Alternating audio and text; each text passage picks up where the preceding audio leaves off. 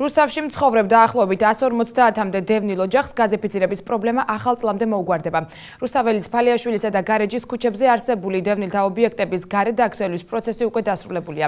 წლის ბოლომდე კი შენობების სრული გაზიფიცირება მოხდება. სამუშაოების წარმოებისთვის ფინანსები დევნილთა სამინისტრომ გამოყო.